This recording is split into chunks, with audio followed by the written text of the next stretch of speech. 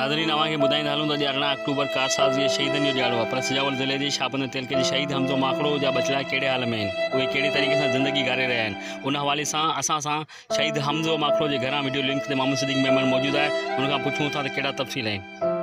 जी बिल्कुलु साने कारसाज़ 18 अक्टूबर 2007 शहीद मोहतरमा बेनज़ीर भुट्टो साहबा जॾहिं पाकिस्तान आई त उन वक़्तु इस्तक़बाल करण लाइ लखें माण्हुनि जो हुजूम हो।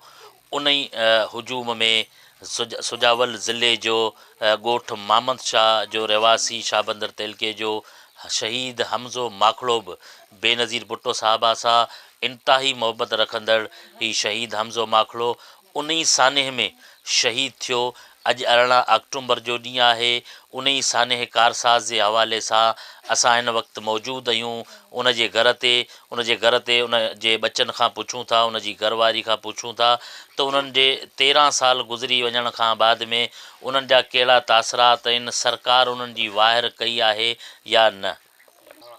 हमज़े माखड़े जो पुटु पियो ॻाल्हायां जेको 13 साल अॻु वाक़ियो थियो। बेनज़ीर जे काफ़िले मंझि वेहियल हुओ, जेको बम धमाको थी वियो उन मंझि शहीद थी वियो। मुंहिंजो पीउ जेको अॼु ताईं बिलावल साहिब जी महिरबानी जीअं असांखे सभु कुझु ॾिनो, जाम ॾिनई, पर असां जेको ॾाढो सो खाई वियो। क़ैदाबाद कराची में असांखे जेको प्लाट बि मिलियो उहो बि असांखे ॾाढो खाई वियो।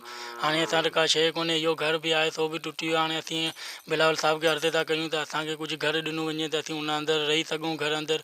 ऐं चेयरमैन हफ़ीज़ रहमान मेमणी जी असां ते महिरबानी आहे जीअं असांखे ड्यूटी ॾिनी आहे। शेर चूहर जमाली में उते करींदा आहियूं, मगर कच्ची ड्यूटी आहे। असां बिलावल साहिब खे अर्ज़ु था करियूं त असांखे पक्की ड्यूटी मिली वञे।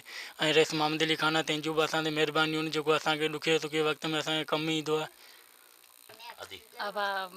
मूंखे खपे घर हिकिड़ो खपे। घणा साल थिया आहिनि तव्हांजे मुड़ुस खे? मुड़ुस मूंखे 13 साल थी विया आहिनि। घणा बच्चा आहिनि तव्हांजा? बच्चा आहिनि 3 छोकिरा आहिनि, हिकिड़ी नियाणी आहे। कुर्बान यादगिरी थींदी आहे? हा, यादगिरी थींदी आहे, बुख लॻंदी आहे पोइ यादि ईंदो आहे। सरकार तव्हांजी का मदद कई? सरकार घणेई ॾिनो पर सोरे खाई छॾियो, पछाड़ी घर मां कढी छॾियईं। ऐं हाणे पिना कयां पई। ऐं पहिरीं 4 लख ॾिनई, उहे खाधई। पोइ प्लाट मिलियो उहो खाधई। पोइ वरी अलाए शुक्र आहे गंज मिलियो त पर खाई छॾियईं। पोइ हाणे मलकाणी आहे वीचारो, अलाए करे चङो भलो हुजे, उहो मुंहिंजी मदद कंदो आहे। हर टाइम मुंहिंजी ॻाल्हि मुंहिंजी पहचंदी आहे तंहिंखे मूंखे ॾींदो आहे। ऐं पोइ ईअं ई हिते तुरबत ते ईंदो आहे, उन जी वरसी 12 महीने कंदो आहे। पोइ उन वरसीअ ते 10,000 असांजा ॿधा पिया आहिनि, असांखे ॾींदो आहे।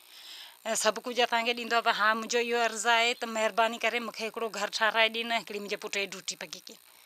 हा, ॿियो पोइ मुंहिंजो पुटु वॾो सारो आहे, जेकॾहिं महिरबानी पुॼे त उन खां भरसभरी ड्यूटी ॾेई छॾीनि त होटल जे मज़ूरीअ किनारा उभची पए।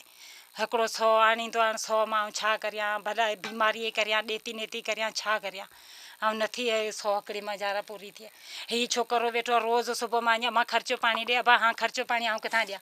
हा, तोखे मिले पघार, तूं कर्ज़नि में ॾेई छॾी। हाणे हिकिड़े 100 मां तोखे छा ॾियां, 50 हिन खे ॾींदी आहियां, 50 रखंदी आहियां, तंहिं मां खंडु पती ॿारनि खे ख़र्चो पाणी ॾींदी आहियां।